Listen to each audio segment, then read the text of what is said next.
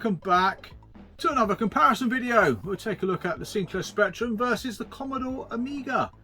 The game I have for you today is a game that was recommended by David. Retro Games Played Badly. One of my favourite all-time beat-em-ups on the Spectrum, that's Renegade.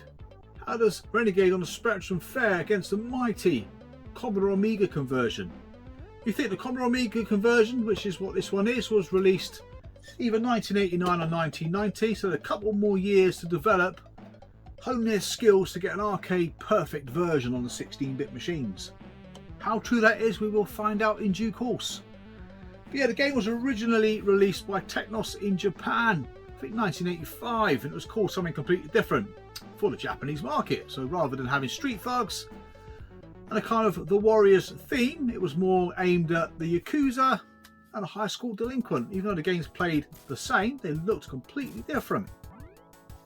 So you think a relatively straightforward fighting game, which was based over about 3 screens, 4 levels, would be quite easy to convert onto multitude of systems, really. Yeah, quite a lot of innovations in the Renegade game when it first came out. It was the first game of its type to actually be like that, to have the multitude of combinations of punches and kicks and all the rest of it. One of those fighting games as well where you can actually walk up and down and left and right. So rather than sort of say Kung Fu Master, you just go along like a conveyor belt. This was like a breath of fresh air, really. So yeah, Renegade does have a few innovative ideas under its belt, which they built on in future years, Technos, especially with games like Double Dragon. So yeah, not a game I'm familiar with in the arcade. Even to this day, I've never played Renegade in the arcade. But I know I absolutely loved it on the ZX Spectrum and couldn't wait to play it on the 16-bit machine. So we're going to delve in, have a look, see which version is the best. And of course we're going to include the ST, Amstrad and Commodore 64 as well. So yes, I'll leave a poll as per usual in the community page of my channel. So please vote on your favourite version of Renegade.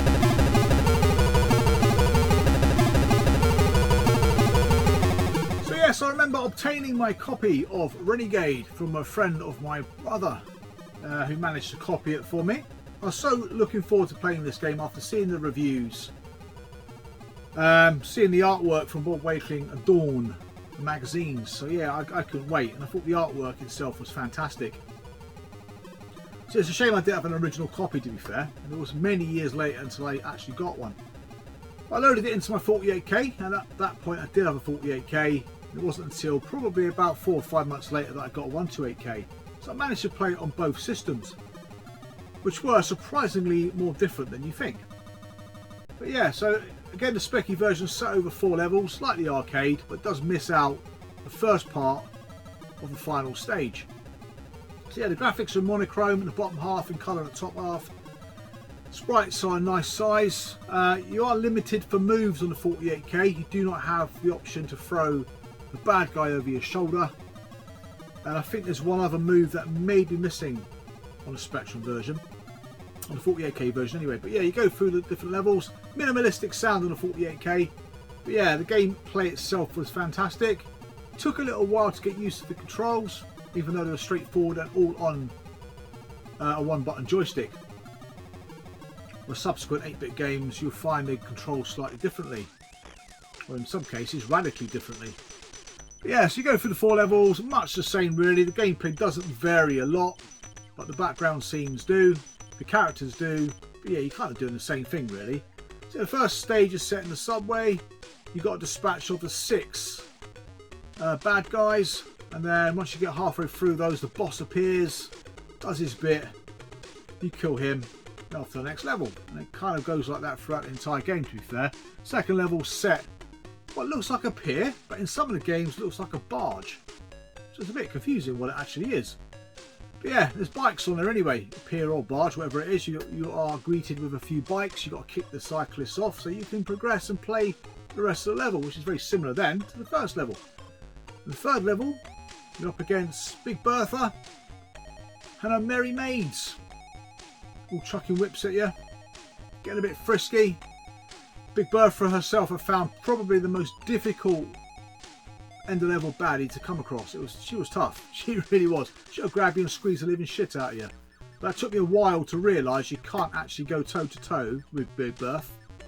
You have to let her run up to you so you can jump and fly kick her. So it took a while to get off of that level, and then the fourth level was literally inside what looked like a club. But I have no idea what it actually is. It could be a front room, I don't know. It's a very strange setup, really.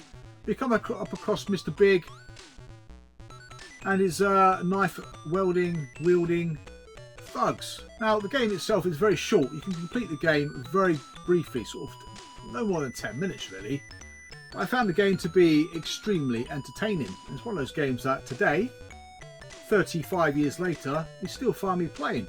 Quite easily pick it up, give it a good blast and put it back down again. But yeah, but what I did subsequently discover later on was the 128K version, apart from having some fantastic music by Fred Gray. I believe done the music for all the 8-bit versions. Also had the additional first part of the final level. So you found yourself outside the club, stroke front room, cloak bar, whatever the hell it is, fighting some more guys with knives. So yeah, that was a nice little bonus. And the most important one of all, my favourite one, was the fact you could throw the bad guys over your shoulder. I thought it was brilliant, but there were some moves that were missing from the arcade. Like you couldn't charge and punch. I did like that in the arcade. You can charge at a group of guys, throwing punches and knock a couple down at the same time. Which I didn't know was a thing, to be fair. But yeah, looking at the Spectrum version then, I thought it was a great game, especially on the 128. The music just made a lot of difference to the game. It gave it a bit of atmosphere. The additional move, again, was great, and the additional level just gave it a little bit more longevity, because it's quite a tough level trying to do both bits under the same time limit. So yeah, you've got literally the same time limit to do 2 stages as you've got to do the one on the 48K.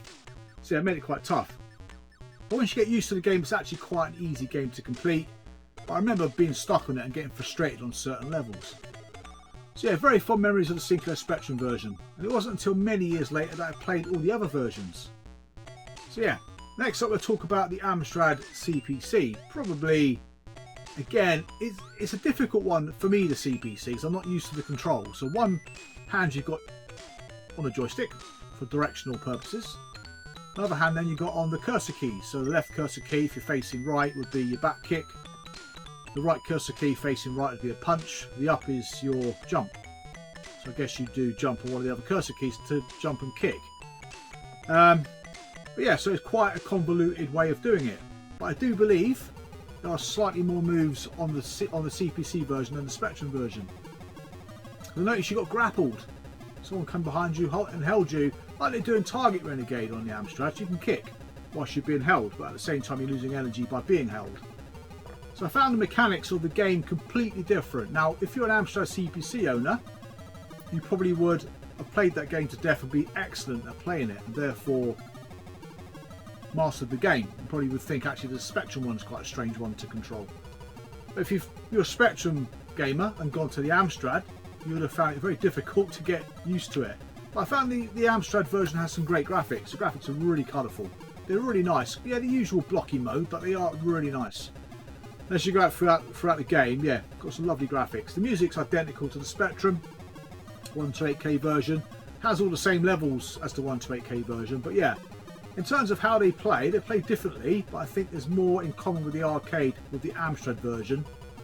It's just for me let down personally by the control method, which if I was more used to it, I probably would say it's an excellent game.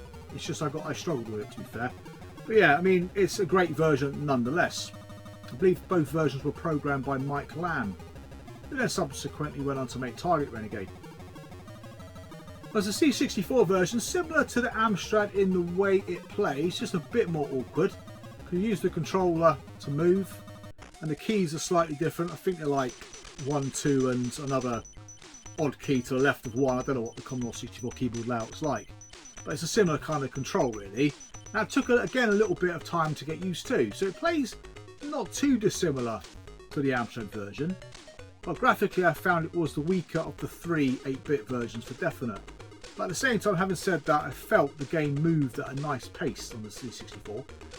By each version you play, from the Spectrum down to Amstrad to the C64, there's less and less bad guys on the screen at the same time. So Spectrum you've got 6, Amstrad it may be down to 4. Maybe the other two characters off the screen, but the Commodore 64 for definite, you only start off with sort of 3 bagged up guys on screen at any one time. So whatever caused that limitation, I'm not really sure. But yeah, so that was a bit of a disappointment. Like I said, graphically, a little bit washed out as you'd expect from a Commodore 64 game. And quite blocky sprites. So yeah, in terms of how it looked, it was probably the weaker of the 3. But yeah, but to play though, it's still a good, fun game to play on the C64. But yeah, the music's alright. It's not as good and not as upbeat as the other 2 versions. I think the SID chip could have been pushed a little bit more for Renegade on the Commodore 64. And then you come to the 16-bit versions. Now, as far as I'm aware, the Amiga version is a straight port over from the Atari ST. So we go to the Atari ST version first. Done by a different group of people. I'm trying to think who it was. Software Creations? Software Creations made games like Slice by Secret Agent on the Amiga and ST. And I believe on the 8-bits as well. But yeah, so the ST version again looks more in common graphically to the arcade than the other 3 versions did. And the arcade's graphics, believe it or not, weren't particularly great to look at in the first place. So yeah, so looking at the ST graphics, it weren't as good as the arcade, which in some ways made it worse, because when you look at the ST version, yeah, it's not pretty. But the ST version does have the single-use control method back again. So the controller, a joystick and the button did all the moves. Very similar to the Spectrum version, if you like. I just found the ST version quite a sluggish game to play. Now it's laid out very much like the arcade. The levels look very similar to the arcade, just not as good. And in some cases later on, some of the levels looked appalling. Especially level 3. We've got the Ladies of the Night level, where the floor is just blue, a really strange shade of blue. So yeah, graphically it's quite poor the further into the game you go. The Tim Follin soundtrack though is fantastic, but unfortunately it just loops all the way through the game, right from the menu screen right to the very end. So you don't get a lot of variety in terms of music. But yeah, and then you've got the Amiga version, which is very similar to the ST version. It looks probably slightly worse in some cases. Not sure what it is or why that is, but yeah, it looked worse. The music is equally as good as the ST version. It just sounds different. There's a lot more sampled sounds within the music on the Amiga version, so sometimes it sounds a little bit too heavy and noisy. Whereas the sound effects are quite meaty, nice chunky punches to the face, knees to the groin, all that sort of stuff. So yeah, sound effects wise is definitely a bonus. But again, as per usual with ST ports to the Amiga, I found the Amiga version does slow down. Both the Amiga and ST versions are quite sluggish to play at the best of times. And the controls don't always work as well as you think they're going to work. Not as kind of intuitive as the Speccy or as responsive as the Speccy. Sometimes you get a little bit confused as to what is going on. So I found the 16-bit versions to be very disappointing. A, they didn't look great. B, the music wasn't as varied as the 8-bit versions. And C, the controls were sluggish. So I found the games to be quite frustrating to play. Although they are 2 versions that are more akin to the arcade. But yeah. Now I don't remember any of the versions having that charge ability. You can just go for a couple of players whilst punching and knocking them over. So yeah, I haven't played the games enough to master them, so I can play the Spectrum version a lot better than I can all the rest of them. But if I spent more time playing the games, I may have got more fun out of them. It's strange how all 5 versions are so different to each other. Well, they're not really. ST and Amiga versions are the same, roughly, but they're all different, really. So when you play them, it takes a bit of getting used to.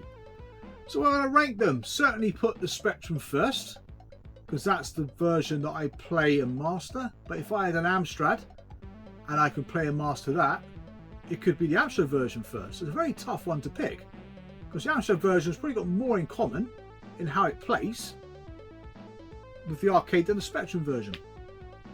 So yeah, I would, because of my personal preference, put the Spectrum first, Amstrad second, but it could quite easily be the other way around.